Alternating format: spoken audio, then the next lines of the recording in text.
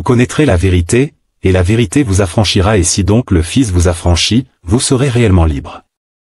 Jean 8 versets 32, 36. Alors à qui pourrais-je te comparer? Le prince de vie, Jésus sans pareil. Personne de rien ne peut me séparer de lui. Jésus-Christ est sans pareil. Zambé apetelo na Yohane. Jésus-Christ est sans pareil. Shalom à tous nos frères et sœurs, que la paix et la grâce de notre Seigneur Jésus-Christ de Nazareth vous soient totalement multipliées. Voilà, nous sommes toujours là, ensemble avec mon frère Alexandre. Nous allons parler d'un sujet qui est aussi très important.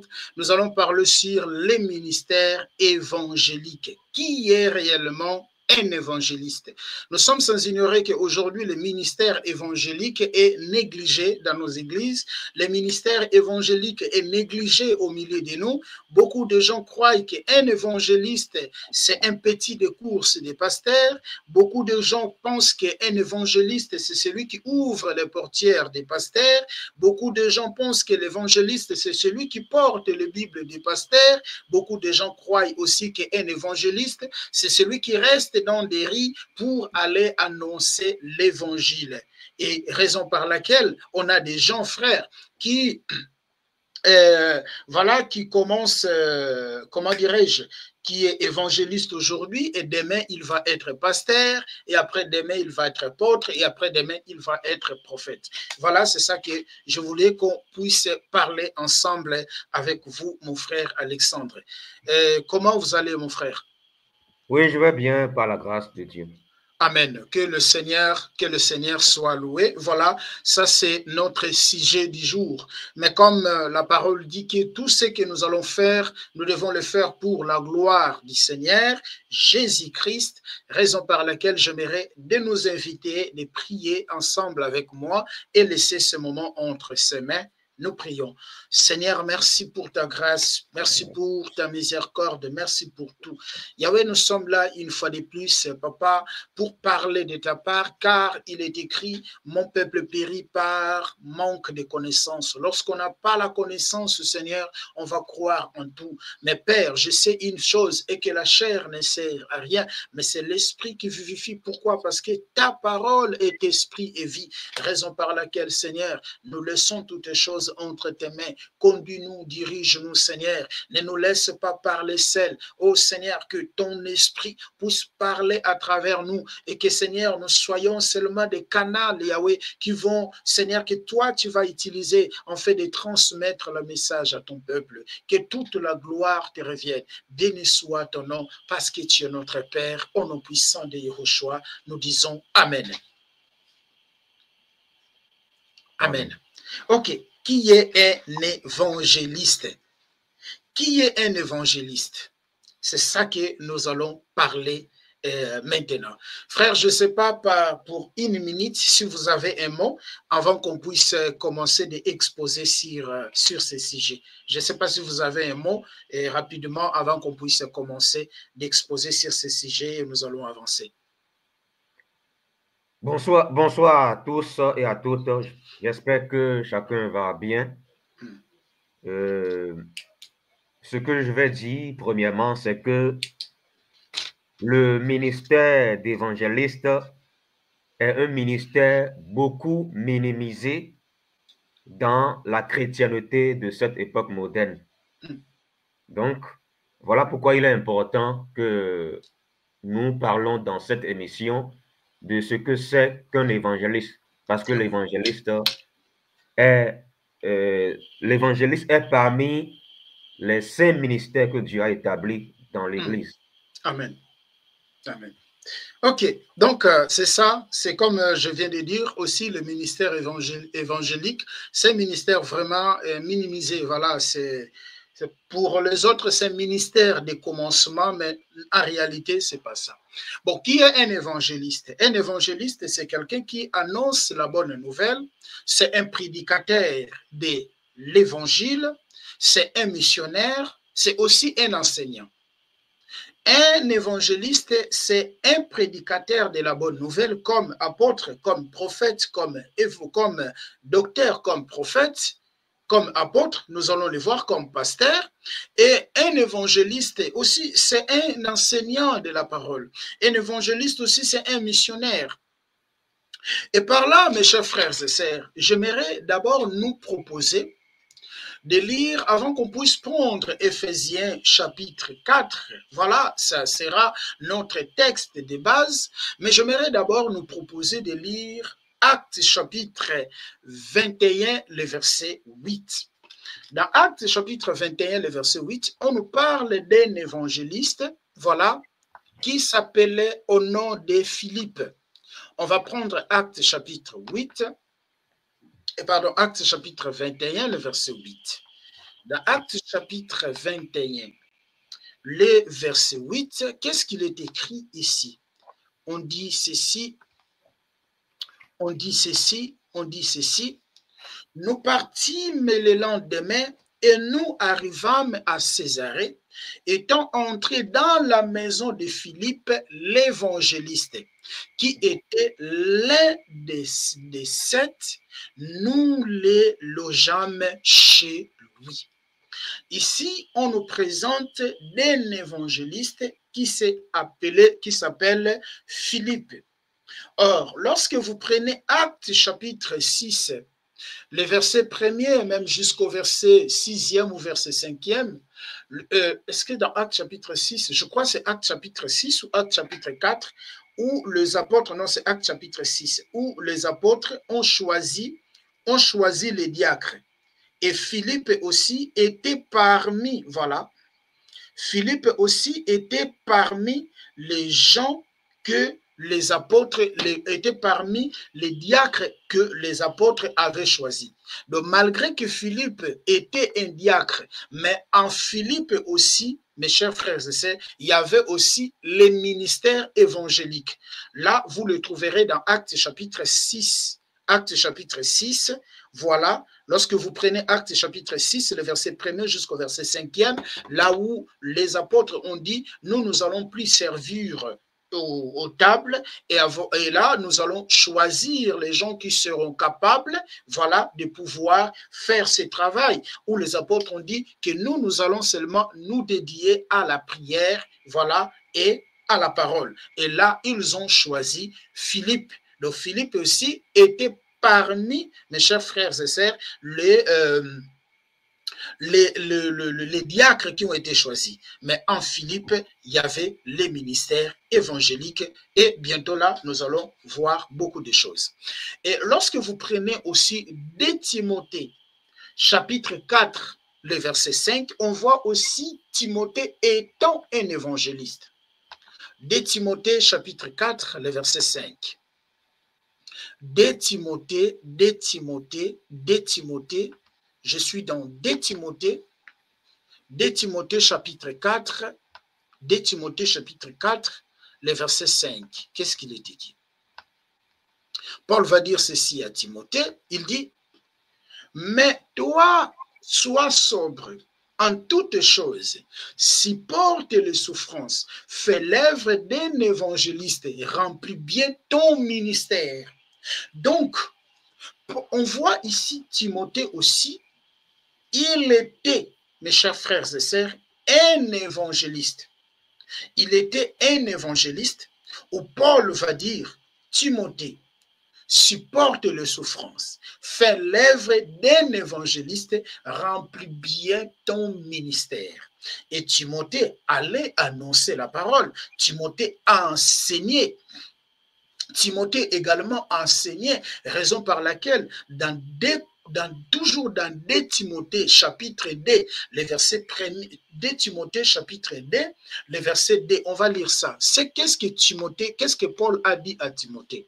Frère, je pense que nous sommes ensemble. Ok? Oui, oui. Voilà, je pose des bases Et nous allons maintenant bientôt l'apprendre, Éphésiens chapitre 4. Écoutez ce que Paul va dire à Timothée. Toi, je suis dans 2 Timothée chapitre 2, le verset 1er jusqu'au verset 2e. Il dit, toi donc, mon enfant, fortifie-toi dans la grâce qui est en Jésus-Christ. Et ce que tu as reçu de moi, en présence de beaucoup de témoins, confie-les à des hommes fidèles qui soient capables de l'enseigner aussi aux autres. Paul va dire à Timothée, mon enfant, Timothée, ce que tu as reçu à moi, confie-les, donne-les.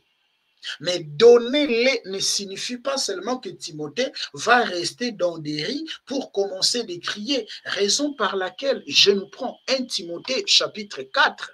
1 Timothée chapitre 4, le verset 16. Écoutez ce que Paul va dire à Timothée. Dans 1 Timothée chapitre 4, le verset 16, qu'est-ce que Paul va dire à Timothée? Écoutez ce que Paul va dire à Timothée. Écoutez ce que Paul va dire à Timothée. Veille sur toi-même et sur ton enseignement. Écoutez, veille sur toi-même et sur ton enseignement. Persévère dans ces choses, car en agissant ainsi, tu te sauveras toi-même et tu sauveras ceux qui t'écoutent. Donc, un évangéliste, en dehors, mes chers frères et sœurs, parce que nous tous, même, nous allons arriver là-bas, même les apôtres, même les pasteurs sont appelés aussi d'aller dans les rues, sortez dans les rues, annoncer la parole. Un évangéliste, comme je viens de le dire au début, c'est quelqu'un qui annonce la parole, c'est quelqu'un qui annonce la bonne nouvelle, c'est un prédicateur de la bonne nouvelle, c'est aussi un enseignant, raison par laquelle je nous ai présenté Philippe qui était évangéliste, je nous ai présenté également Timothée qui était évangéliste, mais le D annoncer la parole, enseigner la parole. Nous allons maintenant, frères, prendre Actes chapitre 8, le verset 4 jusqu'au verset 8e, et après, nous allons prendre le verset, même le verset 17e. Toujours dans Actes chapitre 8. On pose d'abord des bases. Bientôt là, nous allons tomber dans Éphésiens chapitre 4. Et là, nous allons expliquer beaucoup de choses. Je suis d'abord ici en train de montrer que le ministère évangélique, un évangéliste, c'est aussi un enseignant de la parole. Un évangéliste, c'est un prédicateur. Un évangéliste, c'est un missionnaire, comme aussi qui les apôtres. Écoutez, vous allez lire, on va lire ça ensemble avec vous. Je suis dans Actes chapitre 8. On va prendre cette fois-ci le verset 4 jusqu'au verset 8e. Je vais les sélectionner. Même jusqu'au verset 8, même jusqu'au verset 10 à la maison. Vous pouvez tout lire, voilà. Mais on va prendre seulement ça. On dit ceci. Je ne sais pas, frère, si vous êtes ensemble avec moi. Oui. Ok, on dit ceci. Ceux qui avaient été dispersés allaient de lieu en lieu, annonça la bonne nouvelle de la parole. Philippe étant descendu dans la ville de Samarie, il prêcha le Christ. Le foule tout entier était attentive à ce que disait Philippe. Lorsqu'elles apprirent et virent les miracles qu'il faisait, attention, un évangéliste aussi est accompagné de miracles, car des esprits impurs sortirent de plusieurs démoniaques en poussant des cris, en poussant des grands cris, et beaucoup de paralytiques et de boiteux furent guéris.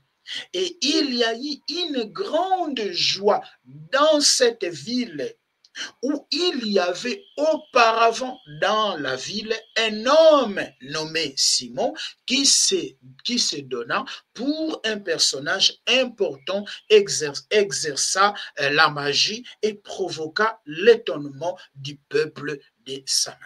On nous parle, mes chers frères et sœurs, la descente, mes chers frères et sœurs, de Philippe dans la ville qu'on appelle Samarie. Philippe va aller là-bas, Philippe va annoncer la parole. Philippe va annoncer la parole. Il va présenter la parole. En présentant la parole, mes chers frères, comme la Bible nous dit, il y a eu des miracles.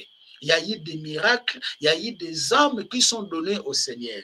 Maintenant, on va prendre le verset 17. Dans le verset, on peut prendre le verset 16 jusqu'au verset 17. Le verset 16 jusqu'au verset 17. Écoutez, je peux prendre même le verset 15 jusqu'au verset 17e. Écoutez ce que la Bible dit, ceci. Ceux-ci arrivèrent chez les Samaritains, prièrent pour eux, afin qu'ils réussissent le Saint-Esprit, car il n'était encore descendu sur aucun d'eux, il avait seulement été baptisé au nom du Seigneur Jésus. Alors Pierre et Jean leur imposèrent les mains et ils reçurent le Saint-Esprit. On va voir quand Philippe est parti dans la ville de Samarie, étant un évangéliste, pour commencer l'œuvre, pour annoncer la parole. Tout ce que Philippe avait fait, après il y a Pierre et Jean. Or, Pierre et Jean, ce sont des colonnes. Ils se sont venus pour, comment dirais-je, je dirais pour aider en fait. Ça, vous comprenez ce que je veux dire? Pour aider Philippe, pour travailler avec Philippe. Pour travailler ensemble avec Philippe. Frère, vous êtes là? Oui, oui. Voilà. Donc, ils se sont venus pour travailler, pas pour prendre l'œuvre que Philippe avait commencé, mais pour aider Philippe dans le lancement de l'œuvre. Et Pierre et Jean, descendant, mes chers frères et sœurs, en Samarie, automatiquement, ils confirmaient les ministères de Philippe. Voilà, c'était une façon aussi de confirmer le ministère de Philippe en l'air et soutenant, en l'air donnant voilà, l'aide d'avancer dans le travail. Philippe était évangéliste. Il vient en Samarie, il annonçait. Il annonçait.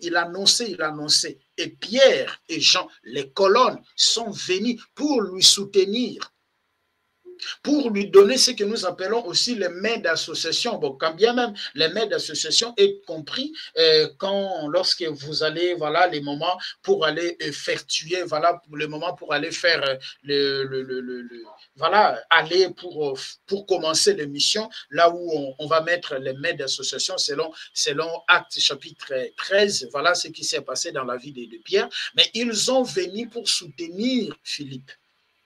Ils ont venu pour soutenir Philippe et cela, mes chers frères et sœurs, confirme bel et bien les ministères de Philippe. Alors, par là, mes chers frères et sœurs, j'aimerais nous ramener dans Éphésiens chapitre 4.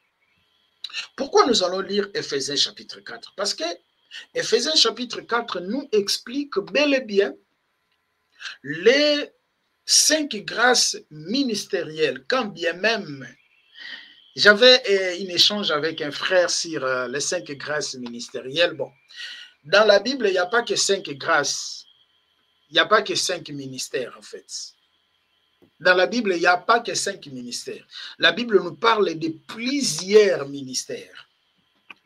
La Bible, il n'y a pas que 5 ministères. La Bible nous parle de plusieurs ministères. J'aimerais soulever ce point.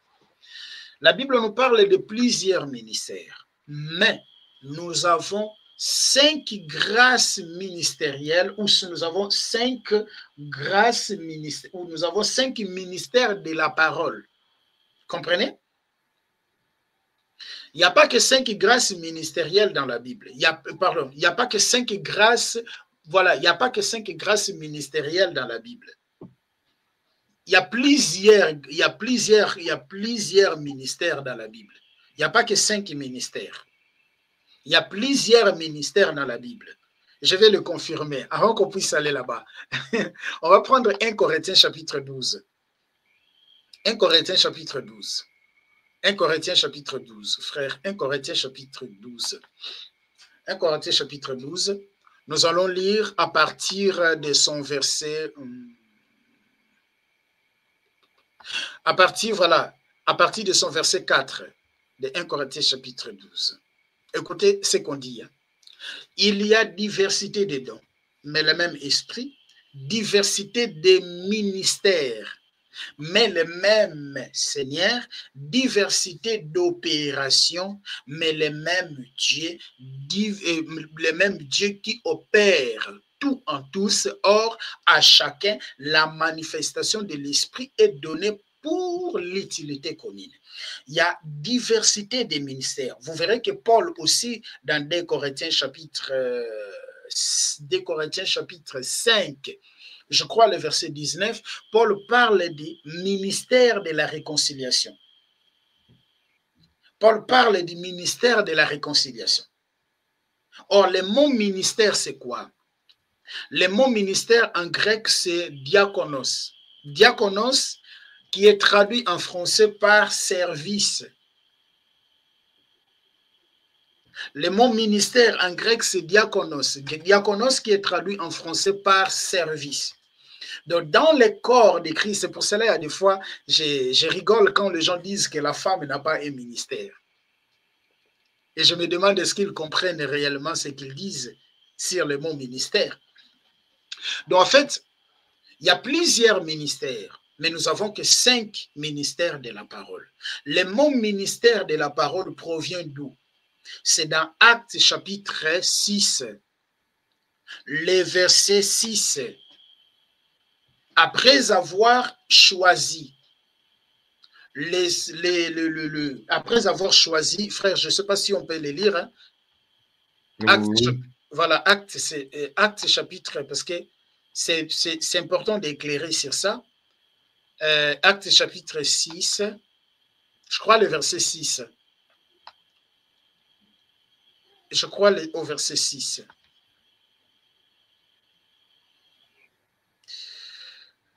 Non, c'est le verset 4 en fait. C'est le verset 4 des Actes chapitre 6. C'est le verset Actes chapitre 6, le verset 4.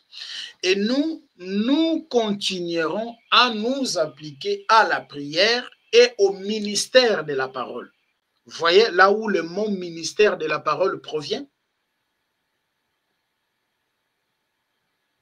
Là où le mot ministère de la parole provient. Donc, en gros, la Bible ne nous parle pas seulement de 5 grâces ministérielles. Non, c'est faux. Beaucoup de gens disent qu'il y a 5 grâces ministérielles. Non, c'est faux. Il n'y a pas 5 grâces ministérielles.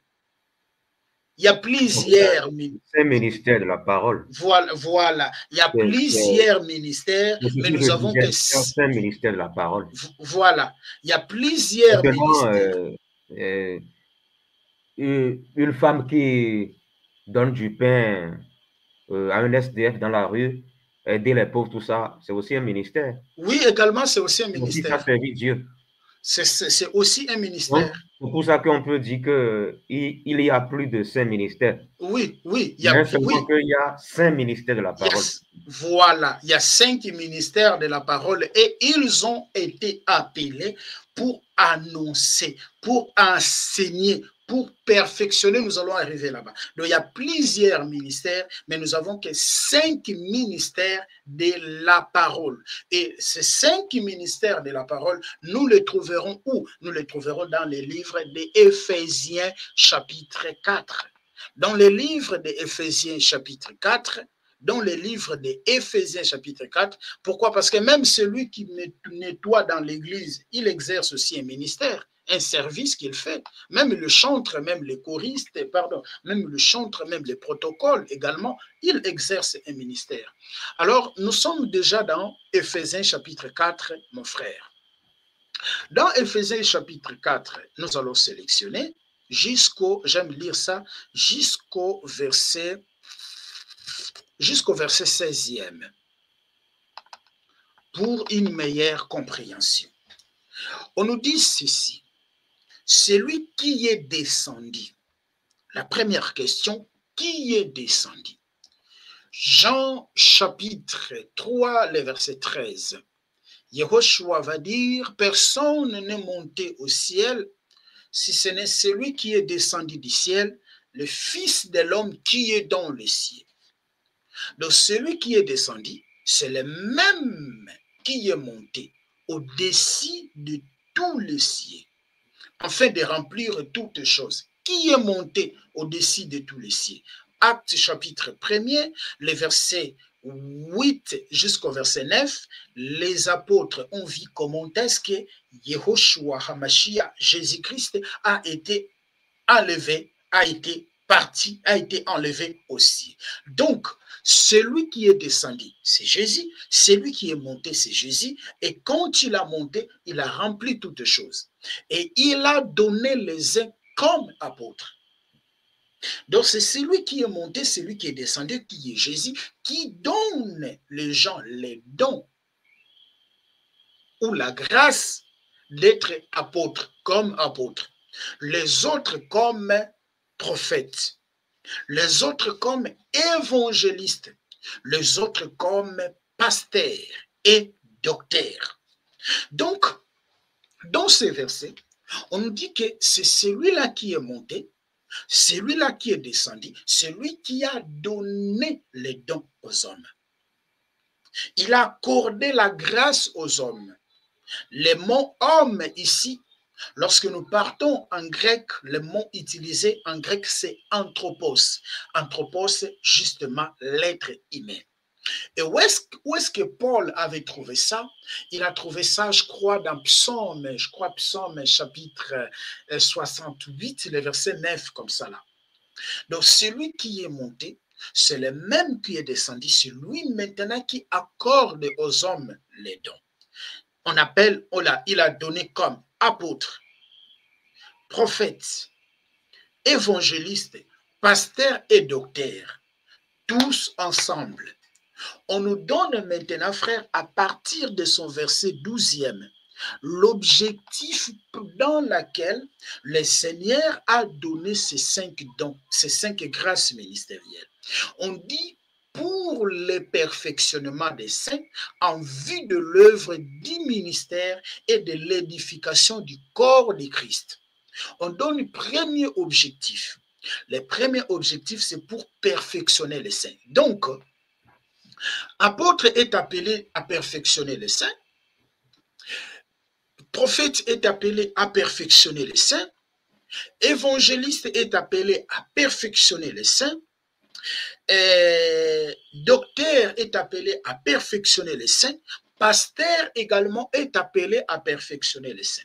Le mot perfectionner en grec, c'est kathartismos. Kathartismos, c'est le fait de corriger les dommages causés par le péché. C'est le fait de corriger les dommages causés par le péché. Pourquoi? Qui est un chrétien? Un chrétien, selon 1 Jean chapitre 3, le verset 1er jusqu'au verset 3e, un chrétien, c'est celui qui a été sauvé, qui continue d'être sauvé et qui sera sauvé. C'est ça, les 3 étapes du salut, les 3 étapes d'un chrétien. Un chrétien, c'est celui qui a été sauvé déjà sur la croix, raison par laquelle Paul va parler dans Romains chapitre 5, le verset 6, lorsque nous étions faibles, Christ est mort pour nous. Dans 1 Timothée chapitre 1, le verset 14 jusqu'au verset 15e, et je paraphrase, Paul va dire que Christ est venu, voilà, sauver les pécheurs dont je suis le premier. Donc, un chrétien, c'est celui qui a été sauvé par les sacrifices de la croix, par l'œuvre de la croix. Il continue d'être sauvé par les renouvellements de l'intelligence, raison par laquelle Jésus va dire dans Matthieu chapitre 11, le verset 28 jusqu'au verset 29, « Venez à moi, vous tous qui êtes fatigués et chargés, je vous donnerai des repos. » Dans le verset 29, il va dire, « Prenez mes instructions, vous aurez les repos de vos âmes. » Donc, lorsqu'on suit, on prend les instructions, on aura quoi? Les repos de l'âme.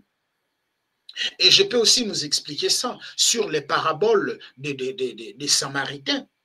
Dans les paraboles des Samaritains, on nous explique quoi? Il y a un homme qui était attaqué par les brigands. Voilà, les sacerdoces a passé outre, les lévites aussi a passé outre, mais il y a quelqu'un qui descendait, voilà, qui partait dans Syrie, qui est les Samaritains. Quand ces Samaritains arrivent là-bas, les Samaritains a eu compassion de cet homme. En ayant compassion de cet homme était à demi-mort, il avait des plaies, bon, il avait des plaies. Qu'est-ce que la Bible dit? Que le Samaritain va prendre soin de cet homme. Il va mettre l'huile et le vin. Le temps me manquerait d'entrer dans ces mystères. Il va mettre l'huile et le vin. Il bandant les plaies de cet homme qui était attaqué par les brigands. Mais qu'est-ce qu'après le Samaritain va faire? Le Samaritain va prendre cet homme, il va ramener cet homme dans une auberge. Quand il arrive dans une auberge, les Samaritains vont dire, prends soin de lui. Prends soin de lui. Voilà, c'est ça le perfectionnement. C'est ça le perfectionnement, frère. Il va dire, prends soin de lui. Moi, je pars en lui laissant les dédaigner. En donnant les dédaignés, un jour je parlerai sur ces paraboles, parce que ces paraboles, c'est pas une parabole, voilà, qui nous prend comment être bon, comment être gentil, non, c'est une parabole qui explique l'œuvre du salut. En lui laissant dédaigner, en lui disant, prends soin de lui, moi je pars, à mon retour, je payerai les restes. Donc, il y a les gens qui l'a sauvé, il les laisse, voilà, pour que ces gens soient perfectionnés, et après, il reviendra pour chercher les gens là qu'il a sauvés. Parce que l'homme qui était à demi-mort représente, voilà, les Élis qui étaient perdus en Adam. Il dit, prends soin de lui, à mon retour, je viendrai lui prendre. Donc, on voit qu'ici, le pasteur est appelé à perfectionner les saints, l'apôtre est appelé à perfectionner les saints, évangéliste est appelé à perfectionner les saints, le docteur est appelé à perfectionner les saints, le pasteur également est appelé à perfectionner les saints. Les mêmes objectifs que le Seigneur les a donnés. Pour perfectionner des saints, il n'y a pas un objectif différent de l'apôtre, il n'y a pas un objectif différent, voilà, les objectifs ne sont pas différents. Non, Jésus n'a pas dit que l'apôtre fera ça, évangéliste fera ça, non, c'est le même. Il dit pour le perfectionnement des saints, en vue de l'œuvre du ministère et de l'édification du corps de Christ, jusqu'à ce que nous soyons tous parvenus à l'unité de la foi. Ça, c'est deuxième. Ils sont là, ils sont en train de travailler, ils doivent travailler afin que l'Église ait l'unité de la foi. L'Église parle le même langage, mais dommage aujourd'hui, il n'y a plus l'unité de la foi. Il n'y a plus l'unité de la foi aujourd'hui, c'est du désordre en fait.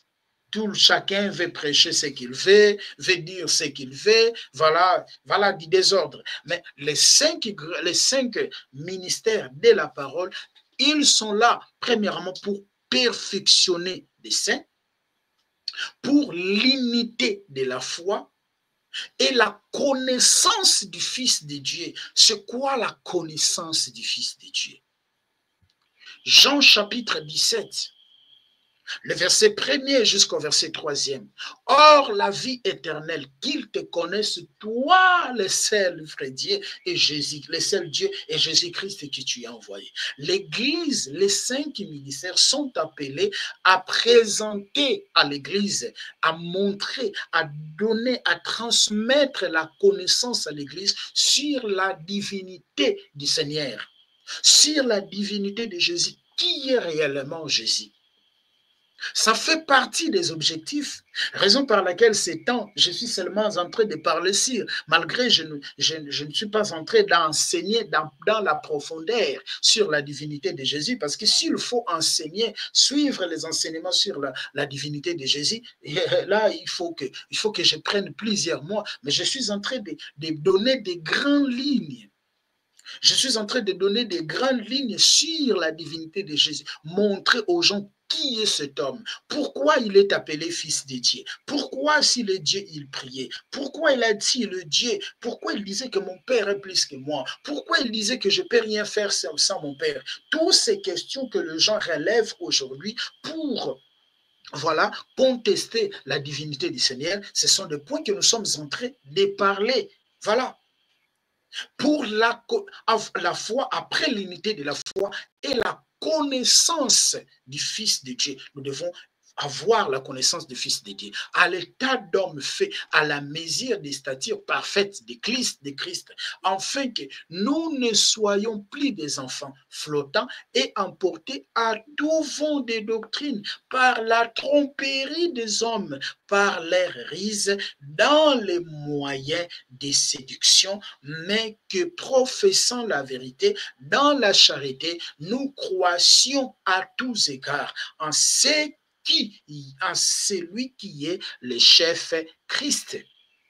On va descendre, il est écrit, on va descendre, c'est de lui et grâce à lui, c'est de lui et grâce à tous les liens de son assistant qui tout le corps bien coordonné et formé un solide assemblage tire son accroissement selon la force qui provient à chacun de ses parties et s'édifie lui-même dans la charité. Donc, on comprend ici, mes frères et mes sœurs, frères, que dans Éphésiens chapitre 5, on nous présente les 5 grâces ministérielles. Les 5 grâces de la parole, voilà, les 5 ministères de la parole, excusez-moi, c'est le mot qui, voilà, qui nous revient déjà, qui est déjà à nous, et il y a des fois on oublie, mais on nous présente les 5 ministères de la parole. Ce sont les enseignants, ce sont les prédicateurs. Tous sont les enseignants, tous sont des prédicateurs. Et ils ont les mêmes objectifs. Les pasteurs ont les mêmes objectifs qu'apôtres. Donc tous les 5 ministères de la parole, ils ont les mêmes objectifs. Personne n'est plus que l'autre. Personne a reçu des objectifs différents, frère. Je ne sais pas si je me fais comprendre. Personne n'a reçu des objectifs différents. Tous, ils ont reçu les mêmes missions, la même mission, les mêmes objectifs. Maintenant, frère, lorsque vous prenez ensemble avec moi, il y a un verset qui complique les gens qui pensent qu'un évangéliste est moins qu'un apôtre, est moins qu'un pasteur, est moins qu'un prophète. Raison par laquelle, frère, nous verrons aujourd'hui des gens, ils commencent évangéliste, demain il va être pasteur, après-demain il va être prophète, après-demain il va être apôtre, et lendemain il va chuter pour être évêque. Parce que les gens pensent qu'évêque est plus qu'un apôtre. Évêque, c'est pour cela que vous avez les gens, surtout nous au Congo, nous avons les évêques généraux. Un homme se nomme, voilà, évêque, je suis un évêque général. Or, évêque signifie seulement ancien. Évêque signifie ancien, presbytéros. Ce sont les gens qui ont été nommés par un apôtre. Ce sont les 5 ministères, de la parole qui nomment, on parlera des 5 jours, qui nomment un évêque. Mais nous, dans nos jours, on a des évêques qui nomment des pasteurs. On a des évêques qui nomment les apôtres. Je ne sais pas s'ils ont trouvé ça. Voilà, frère. Il y a un verset qui, aujourd'hui, complique beaucoup de gens. Ce verset, c'est 1 Corinthiens chapitre 12. Je prendrai ça à partir de son verset 26 jusqu'au verset 30. Je suis dans 1 Corinthiens. Je vais prendre 1 Corinthiens chapitre 12, mon frère. 1 Corinthiens 12. 1 Corinthiens 12. Je vais prendre le verset 26 jusqu'au verset 30. Écoutez ce qui est dit, ce qui est écrit ici, frère. Et si un membre souffre, tous les membres souffrent avec lui. Et si un membre est honoré, tous les membres se réjouissent avec lui. On prend le verset 27. Vous êtes le corps de Christ et vous êtes ses membres, chacun pour sa part. Pourquoi j'ai commencé ce verset? Normalement, je devais commencer au verset 28. Lorsque vous commencez la lecture de ce verset au verset 28, vous allez perdre en fait l'idée. Mais en commençant du verset 26, vous aurez l'idée de ce que nous allons maintenant expliquer. Parce que Paul va dire que tous... Pardon, vous voulez dire quelque chose? Non, non, non. Voilà. Parce que Paul, excusez-moi, parce que Paul va dire que tous ce sont des membres. Nous sommes tous les corps de Christ. Et vous êtes ses membres, chacun pour sa part. Donc, le corps a plusieurs membres, mais chaque membre a sa part, a quelque chose à faire dans le corps. Il commence dans le verset 28. Et Dieu a établi dans l'Église premièrement les apôtres. Voilà le mot qui complique. Quand les gens voient Dieu a établi premièrement les apôtres, donc les gens disent que non, apôtre est plus que évangéliste. Apôtre est plus que pasteur. C'est pour cela que vous avez les gens, frères, aujourd'hui, qui ont été des apôtres, qui ont été des pasteurs, aujourd'hui sont devenus les apôtres. Vous avez les gens, nous avons des gens aujourd'hui qui étaient des pasteurs, qui étaient des évangélistes. Ils ont monté des grades parce qu'ils ont construit beaucoup d'églises, bâtiments. Ils se sont appelés aujourd'hui des apôtres. Pourquoi? Parce que ces versets, Paul dit, Dieu a établi dans l'église premièrement des apôtres. Maintenant, moi, je me pose la question. Toi, tu étais évangéliste. Et subitement, tu es devenu apôtre. Tu étais pasteur. Subitement, tu es devenu apôtre. Dieu t'a dit que tu as des ministères. Tu as en toi le ministère évangélique. Tu as en toi le ministère apostolique. Et quand il devient apôtre, il va laisser le ministère évangélique. C'est maintenant le ministère apostolique qui va commencer à présenter. Dans la Bible, a-t-il quelqu'un qui a eu des ministères de la parole? Hein, frère? Non, ça n'existe pas. Voilà. Parce que c'est quoi le ministère de la parole? Le ministère de la parole, proclamer, aller annoncer, enseigner. Dans la Bible, il y a eu quelqu'un qui était évangéliste, après il est devenu pasteur, après il est devenu apôtre. Parce que c'est un ministère de l'enseignement. Maintenant, tu vas enseigner comment? Tu enseignes en tant qu'apôtre, tu enseignes en tant que prophète. Ça n'a même pas de sens, frère. Il y a trop de désordre. Ça n'a même pas de sens. Alors, il a dit, et Dieu a établi dans l'Église, premièrement, nous allons prendre après ce mot premièrement en grec. Vous allez voir que ce n'est pas ce que les gens passent. Premièrement, les apôtres. Secondement, les prophètes. Troisièmement, des docteurs. Ensuite, ceux qui ont les dons des miracles. Puis, ceux qui ont les dons de guérir, de secourir, de gouverner, de parler diverses langues. Tous sont-ils apôtres? Non. Tous sont-ils prophètes? Non. Tous sont-ils docteurs? La réponse non. Tous sont-ils les dons des miracles? Non. Tous ont-ils les dons des guérisons? Non. Tous parlent-ils en langue? Non. Tous interprètent-ils? Non. Raison par laquelle aucun homme qui a tous les grâces ministérielles. Vous avez les gens qui s'appellent révérend pasteur, apôtre. Révérend pasteur, apôtre Sanogo. Eh frère, ça ce sont des titres. Alors, Dieu a établi premièrement.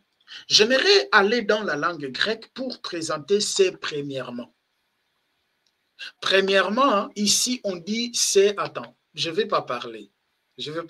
On va voir ce que la Bible dit. Premièrement, normalement, c'est principalement. On va prendre ça ici. Premièrement, le verbe utilisé en grec, c'est le mot utilisé en grec, c'est proton. D'abord, ok? D'abord, premièrement. Pourquoi d'abord les apôtres? Pourquoi d'abord les apôtres? D'abord, premièrement, auparavant, avant. Commencer. Pourquoi d'abord les apôtres? Pourquoi Dieu a choisi d'abord les apôtres? Pourquoi il a établi d'abord les apôtres? Parce qu'un apôtre,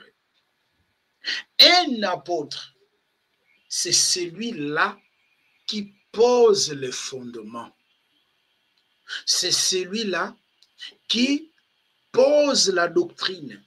C'est un gardien de la doctrine. C'est un surveillant de la doctrine. C'est un pionnier. Vous comprenez, frère? Oui. Un apôtre, voilà, un apôtre, c'est un pionnier. C'est celui qui vient pour labourer, pour préparer. C'est un apôtre. Raison par laquelle Paul va dire, dans 1 Corinthiens chapitre 3, le verset 10 jusqu'au verset 11, comme un sage architecte, j'ai posé les fondements. Tous celui-là qui veulent construire, ils doivent suivre la manière dont nous avons construit. Pourquoi? Parce qu'ils sont les apôtres et ils ont posé les fondements. Ils ont posé les fondements. Un apôtre, c'est un gardien, c'est un surveillant, c'est celui qui pose les fondements. C'est un garant de la doctrine. C'est celui qui veille sur la doctrine, pas celui qui va construire beaucoup d'églises, non. Mais c'est celui qui veille sur la doctrine. Raison par laquelle il va placer premièrement les apôtres. Or, notre Seigneur Jésus-Christ aussi, et selon Hébreux chapitre 3, le verset 1er, il est aussi apôtre. Pourquoi? Parce qu'il a posé les fondements. Et cela ne dit pas que comme les apôtres ont appelé, il a placé premièrement dans l'église apôtre, alors c'est apôtre qui est plus utile que pasteur. Non. Toujours dans 1 Corinthiens chapitre 3, frère. Je crois que nous sommes ensemble, frère. Toujours dans 1 Corinthiens chapitre 3, Paul va dire, Paul a sémé, Apollos a fait quoi? Arrosé. Et personne n'est plus que l'autre. Chacun va recevoir sa récompense et c'est selon son travail. Je prends ça, le verset 5. Je peux même jusqu'au verset 9 seulement. Ah voilà, même jusqu'au verset 9, voilà. Même jusqu'au verset 10, on va lire, quand bien je l'ai déjà parlé. Mais on va quand même lire. Excusez-moi, frère, je prends beaucoup de temps. Qu'est-ce que donc qu'Apollos? Et qu'est-ce que Paul? Des serviteurs par les moyens desquels vous avez écrit, selon que le Seigneur l'a donné à chacun.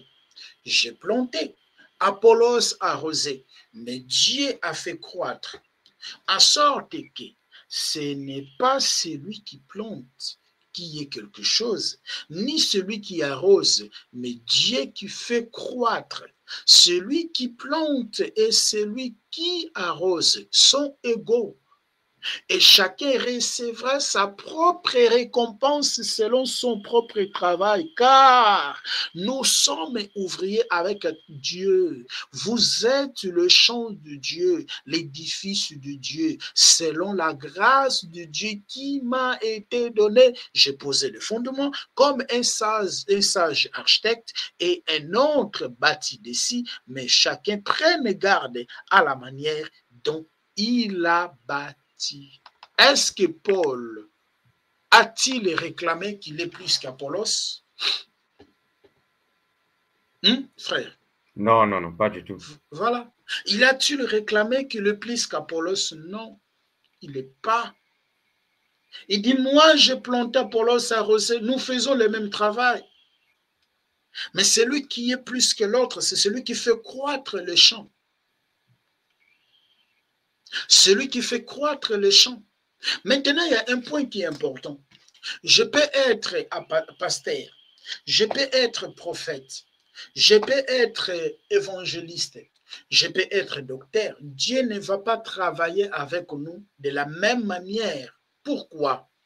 Toujours dans 1 Corinthiens chapitre 12, il y a diversité de dons, il y a diversité de dons, diversité d'opérations et diversité de quoi? Diversité des ministères. On va prendre, je suis dans 1 Corinthiens chapitre 12, frère, je pense que je dois m'arrêter ici parce qu'il y a tant de choses qui me viennent à l'esprit.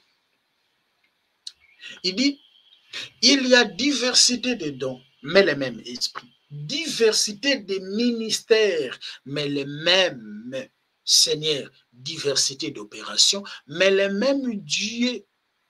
Le même Dieu qui opère en tout et en tous. Donc, Dieu, ce n'est pas un Dieu de monotonie. Il y a diversité, il y a diversité, diversité des dons, diversité des grâces, diversité des ministères, diversité d'opérations. Malgré nous tous, nous sommes appelés d'annoncer la parole, mais Dieu ne travaille pas avec nous de la même manière. Un évangéliste a son travail, apôtre a son travail, pasteur a son travail, docteur a son travail, mais parmi ces 5 ministères de la parole, personne n'est plus que l'autre. Frère, je mets un point virgule, parce qu'il y aura un moment où on parlera sur l'appel au ministère de la parole. Donc, on était ici justement en train de montrer que l'évangéliste n'est pas un ministère de commencement, mais c'est comme un apôtre. Voilà, frère. Merci, vous avez la parole. Excusez-moi, j'ai pris vraiment du temps. Oui, tu as développé beaucoup de choses. Voilà. Et en fait, j'aimerais rajouter que j'ai remarqué que dans cette génération, et surtout par rapport aux chrétiens qui ont été éclairés un peu, par rapport aux chrétiens qui ont été éclairés un peu par la parole et qui sont sortis des bâtiments d'église, en fait, il y a une certaine soi-disant humilité qui est demandée aujourd'hui de la part de ces chrétiens qui sont sortis des bâtiments d'église. En fait, je veux parler là, en effet, des titres. Et aussi, je veux appuyer quelque chose. Exact. Voilà. On sait que un serviteur de Dieu, dans la Bible, on n'a pas vu un serviteur de Dieu se faire appeler révérend, général, archibishop, monseigneur, tout ça là. On n'a pas vu ça dans la Bible. Ouais. Ça, ce sont des titres. Voilà. Quand on se fait appeler révérend, c'est un titre. En fait, quand tu te fais appeler révérend, ça veut dire concrètement que tu mérites d'être adoré. Donc, voilà, c'est prendre la place du Seigneur, c'est grave. Mais les 5 ministères de la parole ne sont pas des titres, ce sont des dons ministériels. Parce qu'il y a des gens qui confondent titre et dons ministériels. Ce n'est pas pareil.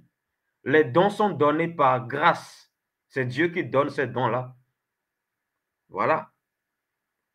Mais les titres, c'est tout ce qui est révérend, général, archibishop, tout ça là. Ça, ce sont des titres. Ça, ce sont des titres. Mais quand quelqu'un est évangéliste, pasteur, prophète, apôtre, docteur, ça, ce n'est pas des titres. Ce sont des dons ministériels. Il faut que les chrétiens comprennent ça. Parce qu'il y en a qui mélangent tout, en fait. Voilà. Et de plus, il y a quelque chose que j'aimerais ajouter et préciser. Quelque chose de très important. En fait, il y a c'est surtout les chrétiens qui sont sortis des bâtiments d'église parce qu'ils ont été éclairés un peu. Il y a des gens, en fait, quand on se fait appeler évangéliste, pasteur, aujourd'hui, en fait, ils te disent, non, pourquoi tu te fais appeler évangéliste? Pourquoi tu te fais appeler pasteur? Nous sommes tous frères, nous sommes tous frères. Attention, chrétiens, attention, parce que ce que vous dites là, ce n'est pas ça l'humilité. Parce que quelqu'un peut se faire appeler frère, quelqu'un peut prêcher et peut se faire appeler frère et être orgueilleux. Moi, je vous dis la vérité. Moi, j'ai déjà vu quelqu'un qui se fait appeler frère. Cette personne est prédicateur, mais cette personne ne veut pas qu'on l'appelle pasteur, évangéliste, tout ça là. Cette personne veut qu'on l'appelle frère, mais c'est une personne orgueilleuse. Donc, le fait que tu ne veux pas qu'on t'appelle évangéliste, pasteur, apôtre, cela n'est pas un signe essentiel aux yeux de Dieu que tu es humble. Voilà, voilà. Ça, là, c'est quelque chose qu'il faut préciser et même m'atteler sur ça. Et si on peut faire même une émission sur ça, par la grâce de Dieu, en tout cas, que la volonté de Dieu soit faite. Amen.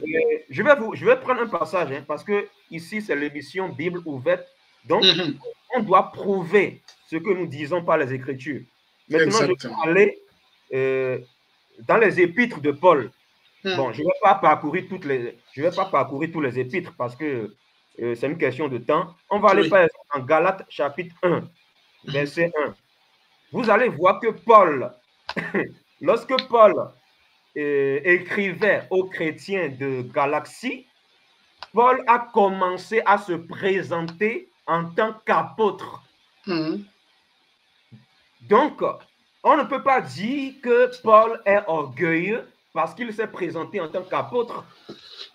Voilà. Galates 1, verset 1 dit, je lis rapidement, Paul, apôtre, non de la part des hommes, ni par un homme, mais par Jésus-Christ et Dieu le Père, qui l'a ressuscité des morts, et tous les frères qui sont avec moi aux églises de la galaxie. Donc, déjà là c'est l'apôtre Paul qui parle. Hein. C'est l'apôtre Paul qui parle. Quand il commence sa lettre, quand il s'adresse aux chrétiens là, de galaxie, il commence à se présenter en tant qu'apôtre. Voilà pourquoi il commence à dire Paul, apôtre, non de la part des hommes, mais ni par un homme, mais par Jésus-Christ. Par Jésus-Christ. Voilà. Donc, si Dieu t'a réellement appelé en tant qu'évangéliste, par exemple, et si tu te présentes aujourd'hui en tant qu'évangéliste, les gens vont te dire aujourd'hui que tu es orgueilleux. Les gens vont te dire que, oh non, il faut arrêter ça. Pourquoi tu te fais appeler évangéliste? Tu es un orgueilleux. Jésus a dit dans Matthieu 23 que nous sommes tous frères. Attention. Il est vrai que nous sommes tous frères. Mais dans les frères là, il y a les évangélistes, les pasteurs, les prophètes, les apôtres, les docteurs. Voilà. Par exemple, moi, c'est vrai que quand j'avais commencé à prêcher, au début, je faisais des vidéos sur ma chaîne. J'avais commencé à prêcher. En fait, je n'écrivais pas évangéliste.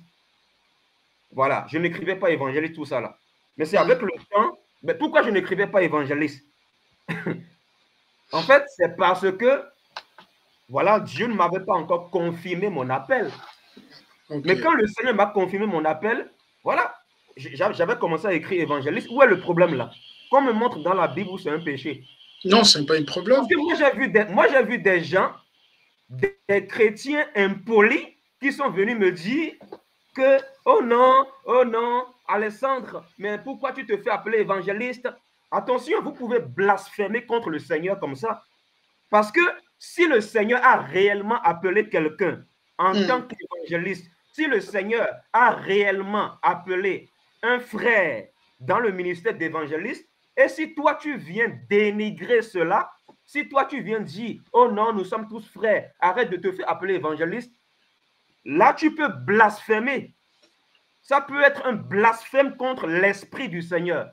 Et tu risques d'avoir des problèmes avec le Seigneur. Donc, j'aimerais dire aux chrétiens soi-disant réveillés de faire très attention. Parce que quand quelqu'un se fait appeler évangéliste pasteur, mais vous n'avez aucune idée, vous ne savez même pas si Dieu l'a réellement parlé, si Dieu l'a réellement appelé à ce ministère. Et vous commencez à dire que, oh non, nous sommes tous frères, que Jésus a dit dans Matthieu 23 que nous sommes tous frères. Mais écoutez, est-ce que vous avez compris Matthieu 23? C'est ça. Malheureusement, on n'a pas trop de temps, sinon on allait lire Matthieu 23.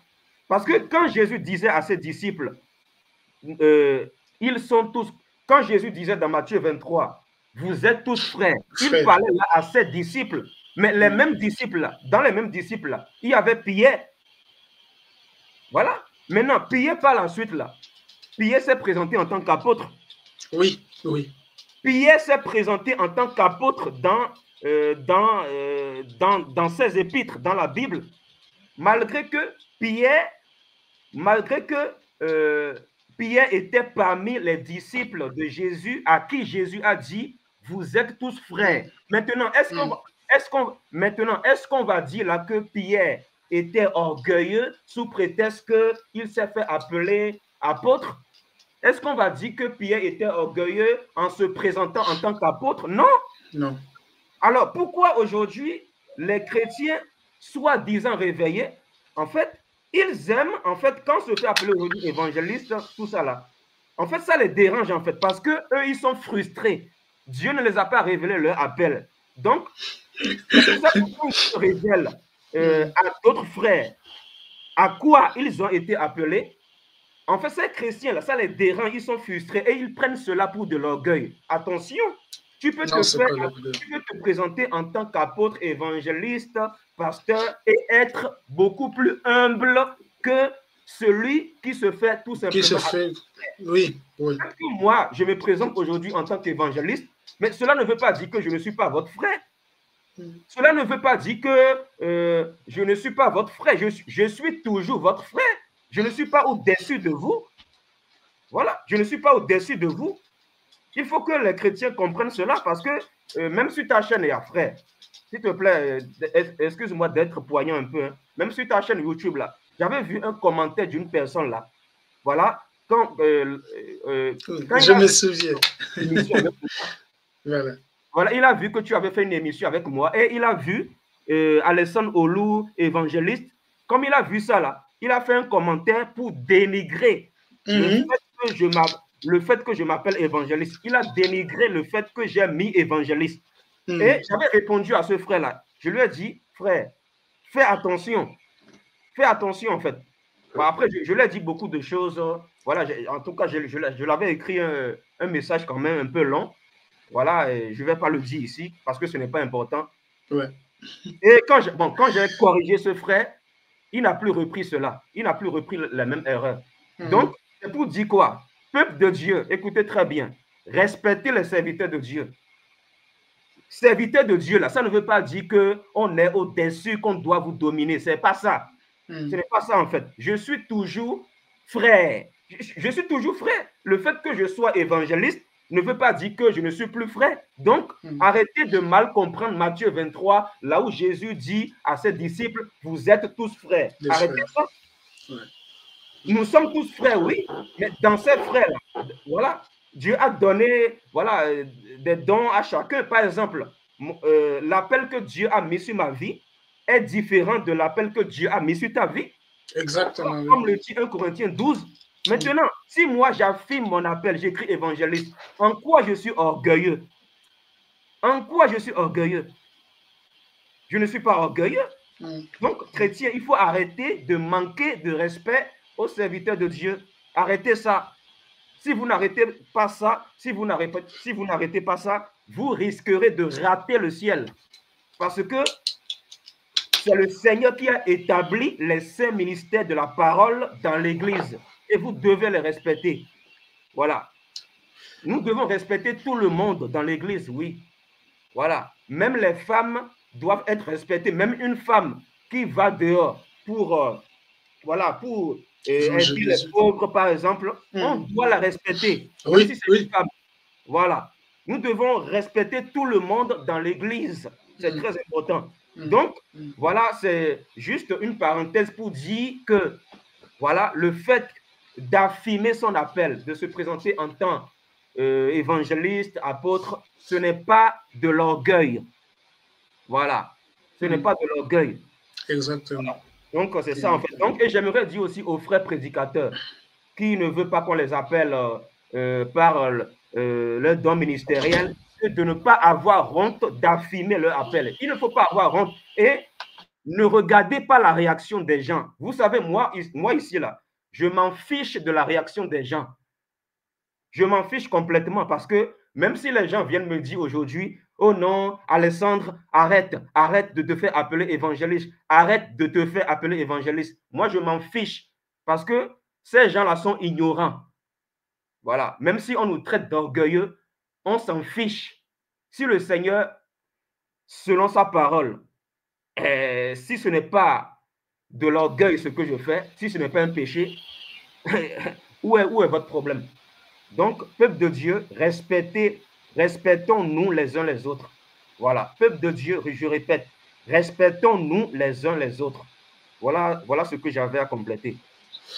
Amen, frère. Non, c'est important. Donc, afin que la vidéo ne soit pas longue, bon, on est toujours là, on va toujours revenir, hein, malgré il y a plusieurs points qu'on doit développer ensemble, mais nous allons toujours revenir par la grâce du Seigneur.